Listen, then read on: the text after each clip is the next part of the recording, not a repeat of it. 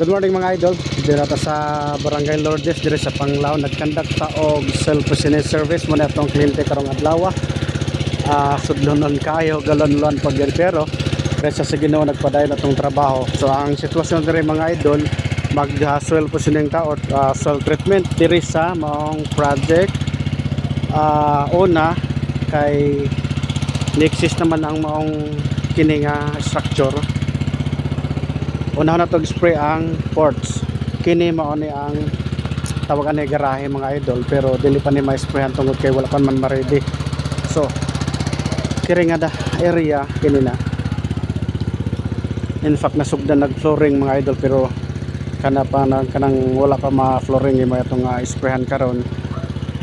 Kini nga sitwasyon mga idol, pwede pa man ma-sprayhan ni maapasan tungod kay ang first step unta dire mga idol sa footings.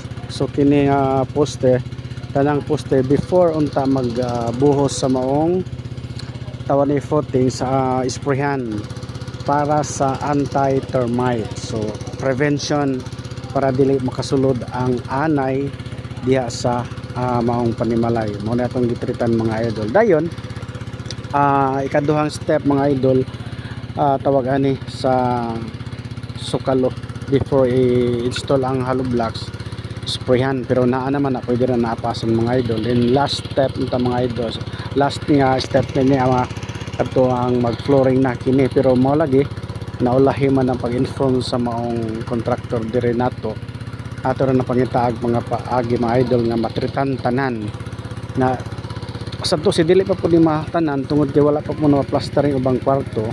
So kini nga area pa kato atong ingon ganiha nga matong sprayhan. So kini nagmating mo na the best na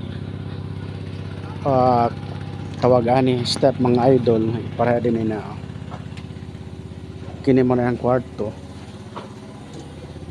kani. So wala pa doon na pa kuano nun dari mga idol, plaster pa nga CR. So mani ang main, so main nga lobby lugar kayo siya na flooringan na mao lagi nakalimot ang contractor pag inform nato.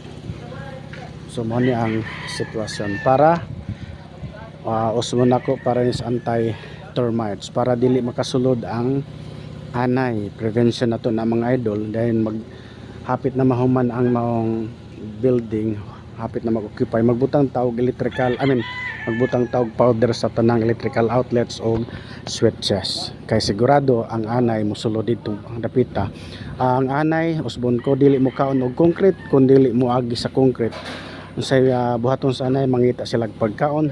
Dili kalikayan ang balay or building dunay cabinets, dili pud kalikayan ang balay or building dunay electrical outlets. Mo nang ato ang i-prevent mga idol. Daghang salamat.